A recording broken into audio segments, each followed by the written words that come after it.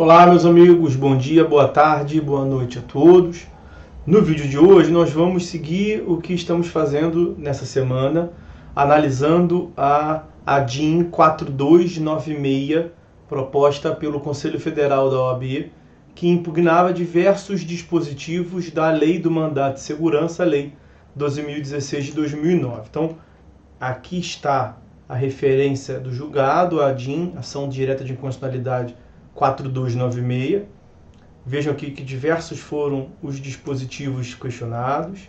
Já analisamos o artigo 1º, parágrafo 2º, já analisamos nos vídeos anteriores o artigo 7º, no inciso 3º e o parágrafo 2º. Também já analisamos o artigo 22, parágrafo 2º. E agora o que nós vamos analisar é justamente esse artigo 23 e vai ficar depois faltando o artigo 25, que eu vou analisar em separado. Como eu venho lhes dizendo, ainda não há acórdão publicado. A relatoria do acórdão compete ao ministro Alexandre de Moraes, que foi quem proferiu o voto vencedor, mas já há a divulgação desse informativo, recente informativo 1021 de 2021. Antes de passarmos propriamente para a análise do julgado, só recordar aos senhores dos nossos níveis de membro do canal.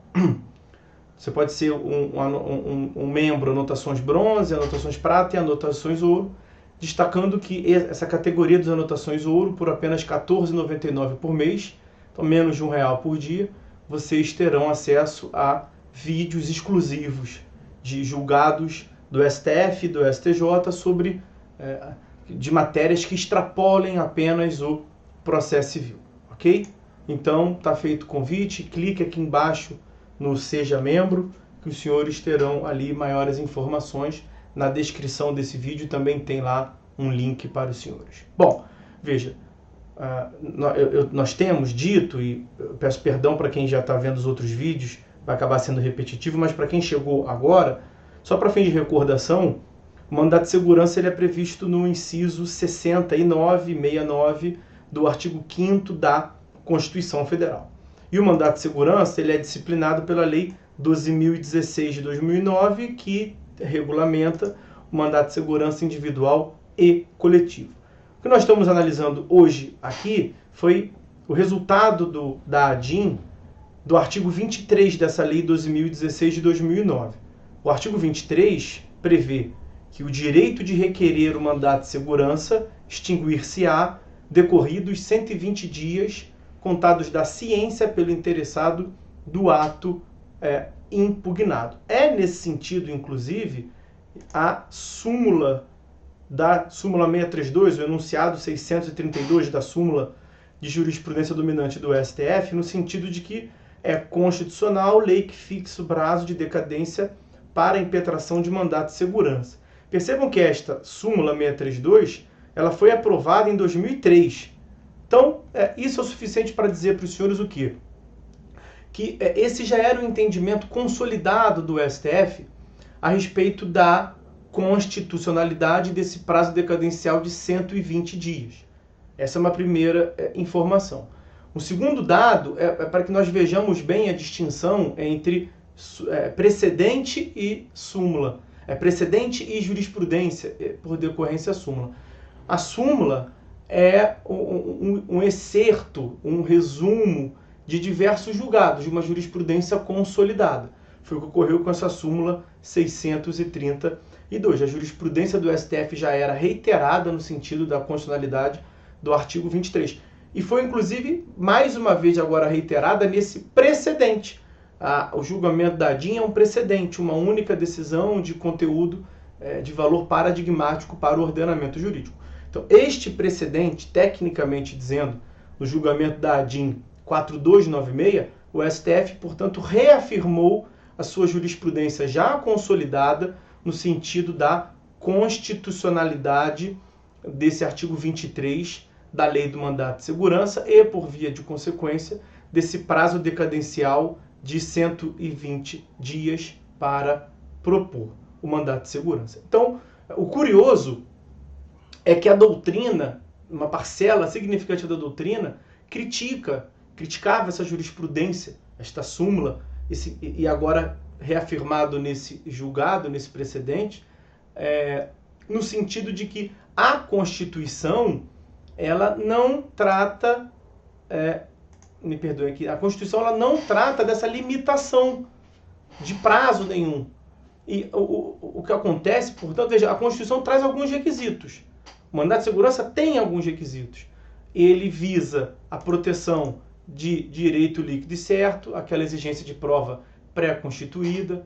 A Constituição traz a exigência da subsidiariedade, quer dizer, o mandato de segurança é cabível desde que não seja amparado por habeas corpus e habeas data. O mandato de segurança ele não serve para impugnar atos de gestão comercial, como nós vimos em outro vídeo anterior. Quer dizer, deve ser um ato de natureza pública, praticado por autoridade pública ou um agente delegatário, e ele tem como finalidade expungir a ilegalidade ou abuso de poder desse agente público. Então não é toda a causa que você pode propor, não é em toda situação que você pode propor mandato de segurança. Tem alguns balizamentos e requisitos na Constituição, mas a Constituição não trouxe o requisito do prazo. Aí o que a doutrina vai dizer? Será que pode o legislador ordinário, a pretexto de disciplinar uma garantia constitucional com o mandato de segurança, restringir o seu alcance? Essa é a crítica da doutrina. Não seria inconstitucional esse artigo 23 por restringir uma garantia constitucional? Se a Constituição, que trouxe diversos requisitos, poderia ter colocado esse requisito do prazo lá e não o fez. Mas, como eu venho lhes dizendo, a jurisprudência do STF já era reiterada nesse sentido e foi mais uma vez aqui afirmada porque o julgamento, a conclusão dessa ADIM 4296 quanto a esse artigo 23 foi pelo reconhecimento da sua constitucionalidade. Agora tem um outro ponto, vejam bem. A Constituição Federal, lá no artigo 5º, inciso 35, esse é o inciso que externaliza o acesso à justiça. Essa é a fórmula clássica do nosso acesso à justiça. Ele prevê lá, a lei não excluirá da apreciação do Poder Judiciário lesão ou ameaça à direito.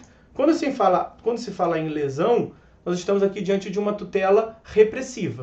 Já ocorreu um vício e ele está sendo reparado.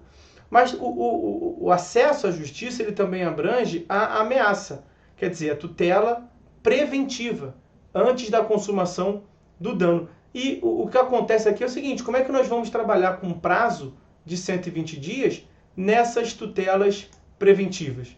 E a jurisprudência no sentido de que no mandado de segurança preventivo não há que se falar em prazo decadencial, ok? Então, é constitucional o prazo de 120 dias, a jurisprudência foi mantida, reafirmada e consolidada agora por esse precedente, a ADIM 4296, de modo que a parte interessada, a parte suposta que se alega lesada, ela tem 120 dias da ciência do ato. Esse outro dado importante. É como se fosse a teoria da accionata lá do direito civil. Não é necessariamente da consumação da ilegalidade, da consumação do abuso de poder. É da ciência pela parte que se diz prejudicada. Então, é desta ciência que conta-se o prazo de 120 dias. Ultrapassado, eventualmente, esse prazo, não é que a parte não encontre respaldo e solução no ordenamento jurídico, mas ela não poderá fazer pela via estreita, por esse procedimento sumarizado do mandato de segurança. Então, ela vai ter que propor uma ação ordinária pelas vias convencionais, claro, respeitando o prazo prescricional, mas aí já é um outro prazo, mas ela pode propor uma ação, uma demanda na via convencional por meio de uma ação ordinária, se ultrapassar esse prazo de 120 dias. Perfeito? E, em se tratando de mandado de segurança preventivo, não há que se falar em prazo decadencial de 120 dias, justamente porque é uma prevenção. O dano ainda não ocorreu. Ok? Bom, então, isso que eu queria conversar com os senhores nesse vídeo de hoje. Considerem aí a viabilidade de se tornar membro ouro aqui das anotações de processo civil, que os senhores terão acesso a diversos outros vídeos exclusivos. ok? E sobre, não apenas sobre o processo civil, sobre outras disciplinas, direito constitucional, direito administrativo, direito civil, constantemente nós estamos colocando vídeo lá, ok? Pessoal, forte abraço a todos então, até a próxima.